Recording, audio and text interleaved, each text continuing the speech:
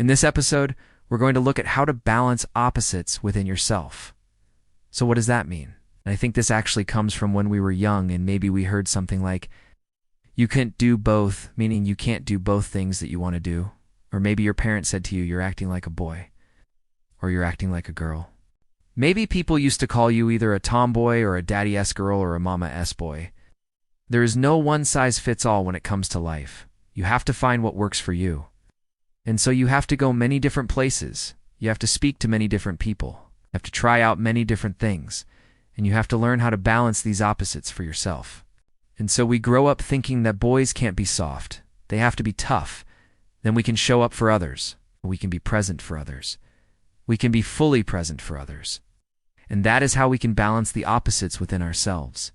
Because we have the energy, we have the ability to give to others. And when you think about it, especially in today's society, we force everything. And again, this is an ancient proverb. Now, what does that mean? We can be both of these things. We can express ourselves in many different ways. We can have many different sides to ourselves. All of these things can coexist within us. And we can do both of these things that we want to do. We just have to choose to believe that we can. Choose to act like we can. Choose to live like we can.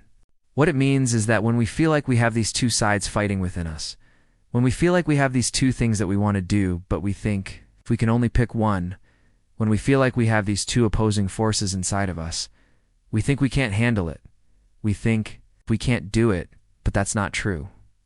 We can. We have the strength.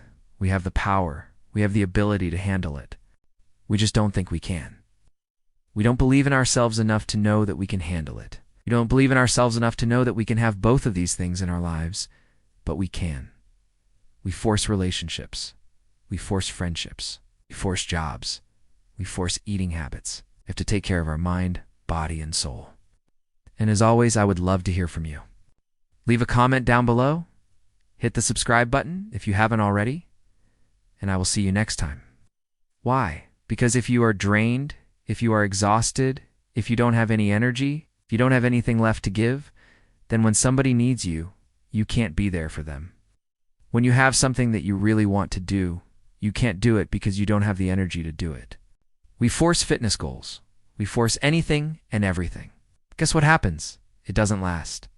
Because when you force something, you're forcing your will onto something else.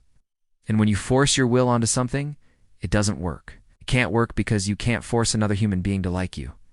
You can't force another human being to respect you. You can't force another human being to want to be friends with you. Can't force another human being to want to be in a relationship with you.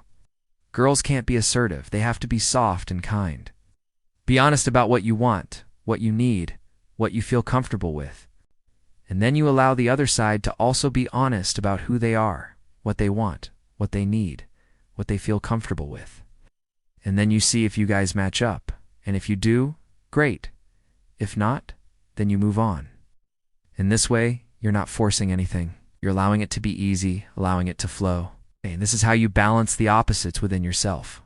When you stop forcing everything, you stop forcing your will onto something else, and you just allow it to happen naturally. It means that sometimes there are two things in our personality. They can be fighting each other, or maybe even two sides of ourselves that can be fighting each other.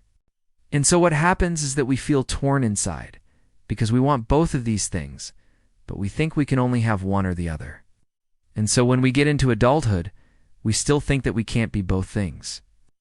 And so there's always a battle between these two opposites. We know that we need both of them, but we don't know how to have both of them together in our lives, in our personality. So let me share with you 4 ways to balance these opposites. Number 1, all the wisdom in the world. It's not just in one place. Okay, what it means is that the wisdom of the universe, the knowledge of the universe, the answers of the universe, they're all around us. They're not just in one person. They're not just in one religion. They're not just in one place. And so when we talk about balancing these opposites within ourselves, where do we go to find out how to do it? We go everywhere. We go to places that we resonate with. We read books. We listen to podcasts. We talk to people. We talk to God. We pray. We meditate. We try to find the answers. And then we put all of those answers together and we make the answer that works for us. In the past, like hundreds and hundreds of years ago, there was something called the Emerald Tablet. And on this Emerald Tablet it says, as above, so below. And that means that if you want to see something on earth, look up in the sky. I'll look up in heaven, and you will find it. Now, what does that mean? I really want you to remember this, that there is no one-size-fits-all when it comes to balancing your opposites. No. 2. Do nothing by force. This is an ancient proverb. The best thing that you can do is be honest about who you are. No. 3. We can't pour from an empty cup. So what we have to do is take care of ourselves. When we take care of ourselves, when we fill up our own cup, when we give ourselves what we need, then we have more to give to others. No. 4, which is my favorite one, it's God will not give you a burden that you can't carry. We can have both of these things in our personality. Thank you so much for watching. Hope that this helps you.